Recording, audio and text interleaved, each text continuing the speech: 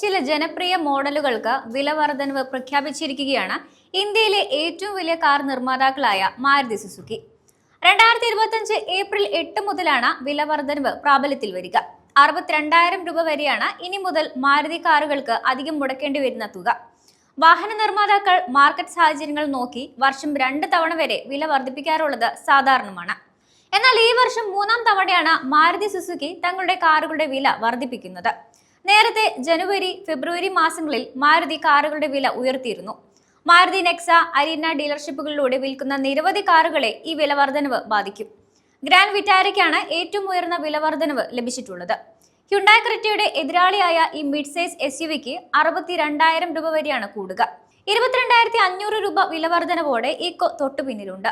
2024-2025 സാമ്പത്തിക വർഷത്തിൽ ഇന്ത്യയിൽ ഏറ്റവും അധികം വിറ്റഴിക്കപ്പെടുന്ന കാറായി മാറിയ വാഗ്നാറിന് 14,000 രൂപയുടെ വില വർധനവാണ് ഉണ്ടാവുക. മാരുതി സുസുക്കിയുടെ ജനപ്രിയ MPV മോഡലുകളായ എർട്ടിഗ, XL6 എന്നിവയ്ക്ക് 12,500 രൂപയുടെ വർധനവുണ്ടാകും. ഫ്ലീറ്റ് ഓപ്പറേറ്റർമാർക്ക് വിതരണം ചെയ്യുന്ന ഡിസയർ ടൂർ Sന് 3,000 രൂപയാണ് കൂടുക.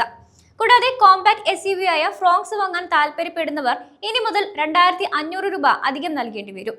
2024-2025 സാമ്പത്തിക വർഷത്തിൽ മാരുതി സുസുക്കി മൊത്തം 22,34,266 യൂണിറ്റ് വിൽപ്പനയാണ് നേടിയിരിക്കുന്നത്.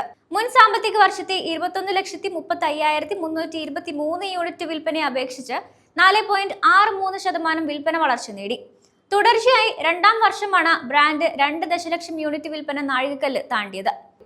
ഈ വർഷം കമ്പനിയുടെ ആഭ്യന്തര വിൽപ്പന 0.05% ഉയർന്ന 17,60,767 യൂണിറ്റിലെത്തി.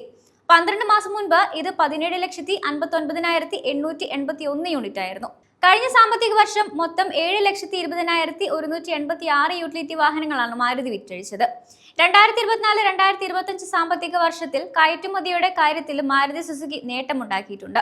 12 മാസം കൊണ്ട് 3 ലക്ഷം വാഹനങ്ങളാണ് കമ്പനി കയറ്റുമതി ചെയ്തത്. 2023-2024 സാമ്പത്തിക വർഷം ഇത് 2,83,067 യൂണിറ്റുകളായിരുന്നു. എന്നാൽ 2024-2025 സാമ്പത്തിക വർഷത്തിൽ ഇത് 3,32,585 യൂണിറ്റുകളായി കൂടി. Maruti Suzuki Alto, Swift, Dzire, Ciaz തുടങ്ങിയ മോഡലുകൾ ഉൾപ്പെടുന്ന പാസഞ്ചർ കാർ വിഭാഗത്തിൽ വാർഷികാടിസ്ഥാനത്തിൽ 7.7% ഇടിവ് രേഖപ്പെടുത്തി 9,04,909 യൂണിറ്റുകളിലെത്തി.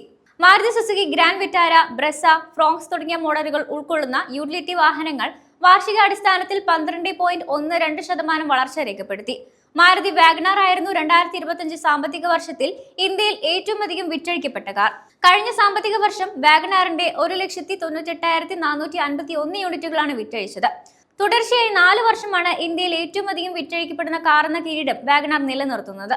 ഇന്ത്യൻ വിപണിയിൽ എത്തി 25 വർഷം കഴിഞ്ഞപ്പോൾ നിരത്തിൽ 33.7 ലക്ഷം വാഗ്നാർ ഉണ്ടെന്നാണ് കണക്കുകൾ സൂചിപ്പിക്കുന്നത്.